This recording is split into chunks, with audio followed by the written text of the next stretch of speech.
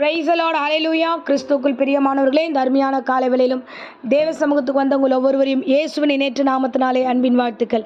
இந்த நாளிலும் 1 பேதுரு 5ஆம் அதிகாரம் 6ஆம் வசனத்தை அடியேன் வாசிக்கிறேன். ஏற்ற காலத்தில் தேவன் உங்களை உயர்த்தும்படிக்கு அவருடைய பலத்த கைக்குள் அடங்கியிருங்கள். ஆமேன், ஹல்லேலூயா. அருமையான வார்த்தை பாருங்களேன். தேவன் ஒவ்வொரு மனுஷனை குறித்து ஒரு மிகப்பெரிய திட்டம் வைத்திருக்கிறார்.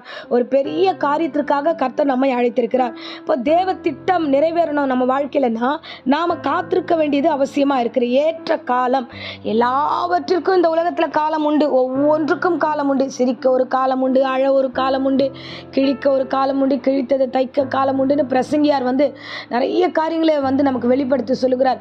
மனுஷனுடைய வாழ்க்கையில் கட்டுறதுக்கு ஒரு காலம் உண்டு, கட்டதை இடிக்க ஒரு காலம் உண்டு, சேர்க்க ஒரு காலம் உண்டு, சேர்ந்து இருக்கிறத பிரிக்கிறது ஒரு காலம், எல்லாமே ஒரு காலம். அப்போ இப்படி ஒரு மனுஷனுடைய காலகட்டங்கள் இருக்கும்போது தேவன் நம்மளை உயர்த்தணும், நம்மளை ஆசீர்வதிக்கணும், நம்மளை வழி நடத்தணுன்றதுக்காக அவர் ஒரு காலகட்டத்தை வைத்திருக்கிறார்.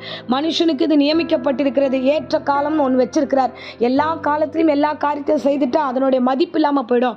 அப்போ தேவன் என்ன வைத்திருக்கிறார்? நான் வசனம் சொல்லுது பாருங்க, தேவன் உயர்த்தும்படி. அங்கே வசனம் ரொம்ப திட்டமாக நமக்கு வெளிப்படுத்துகிறது. தேவ பிளானே உன்னை உயர்த்துறது தான்.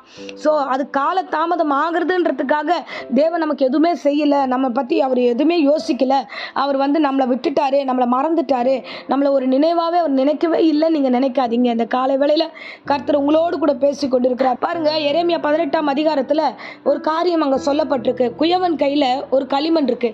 அந்த களிமண்ணை அந்த குயவன் தான் நினைக்கும் வண்ணமாக அவர் ஒரு மைண்டில் ஒரு டிசைன் வச்சிருக்கிறார்.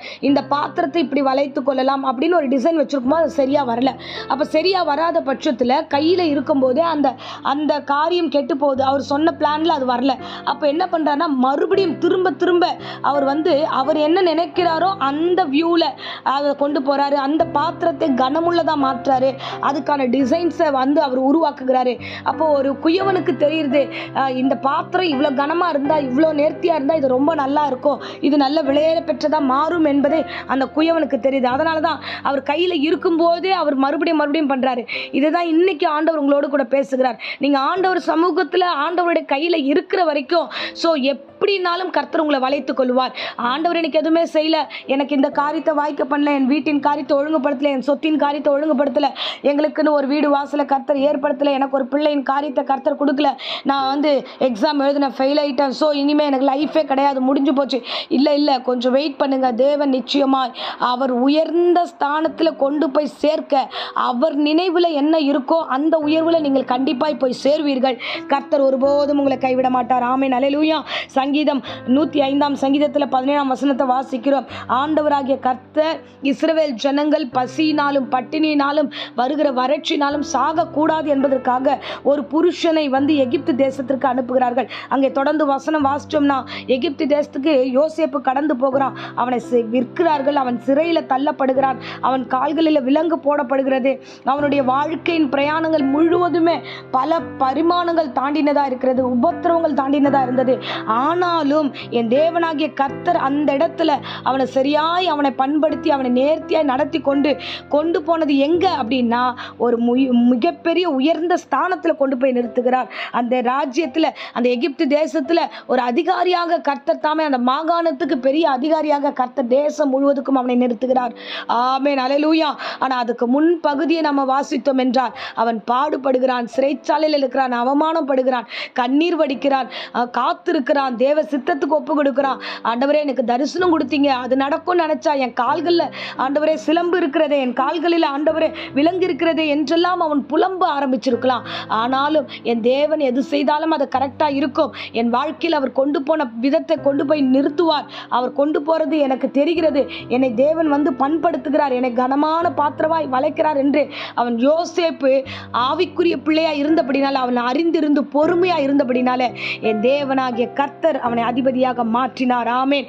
இன்றைக்கு பிரசங்கத்தை கேட்கிற அருமையான பிள்ளைகளை யாரானாலும் சரி, உங்களிடத்துல கர்த்தர் பேசுகிறார். கண்ணீரா, வேதனையா, இந்த காலை வேளையில் உங்களுக்கு மன பாரங்களா, ஆண்டவரே இது என்ன ஆண்டவரே சோதனை, இது என்ன ஆண்டவரே சோதனை கேட்டுட்டு இருக்கீங்களா?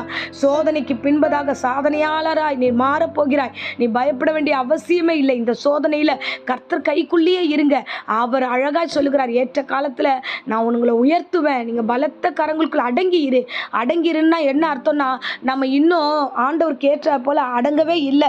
பல யோசனைகள் யோசிக்கிறோம், பல பிளான்ஸை போடுறோம், அங்கே இங்கேன்னு அலையிறோம், அங்கே இங்கேன்னு ஓடுறோம். ஓடாதீங்க, நீங்கள் அங்கங்கே அலையாதீங்க, நேர்த்தியான இடத்துல தான் இருக்கீங்க. தைரியமாக இருங்க. எங்கள் தேவனாகிய கர்த்தர் உங்களை நிலைநிற்க பண்ணி உங்களை ஆசீர்வதித்து வழி நடத்துவார். ஆமென். ஸோ எதை செய்தாலும் நீங்கள் சிந்திச்சு செயல்படுங்க, கர்த்தர் உங்களோடு இருப்பார். ஆமென். இப்பொழுது அடியேன் உங்களுக்காக ஜெபிக்கிறேன். அன்பு ரட்சகா, இந்த அருமையான தருணத்தில் கர்த்தாவே இந்த பிரசங்கத்தை கேட்கிற ஒவ்வொரு பிள்ளைகளையும் நீர் ஆசீர்வதிங்க. ஏற்ற காலத்தில் உயர்த்தும்படி குயவன் கையில் இருக்கிற கல்லிமனை போல அமைதியாக இருந்து ஆண்டவரே நீர் வளைக்கிற வளைப்புக்குள்ளாய் இந்த பிள்ளைகள் கடந்து வரட்டும். இந்த குடும்பங்களை ஆசீர்வதிங்க. கனமான பாத்திரமாய் ஆண்டவரே யோசேப்பை உருவாக்கினது போல ஆண்டவரே அப்பா இந்த பிரசங்கத்தை கேட்கிற ஒவ்வொரு பிள்ளைகளையும் நீர் உருவாக்கும், ஆசீர்வதியும். இதற்கு விரோதமாய் சிந்தனைகளை ஆண்டவரே சிதறடிக்கிற தேவையற்ற குழப்பங்களை கொடுக்கிற குழப்பத்தின் ஆவிகளை இயேசுவின் நாமத்தில் சபித்து கட்டுகிறேன். தேவாவியும் கிருபையும் அளவில்லாமல் கூட இருக்கட்டும். வியாதி விக்கிரங்கள் பலவீனங்கள் நீக்கி போடும், ஆசீர்வதியும். இயேசுவின் நாமத்திலே ஜெபிக்கிறேன் நல்ல பிதாவே. ஆமென். ஆமென். Praise the Lord. God bless you.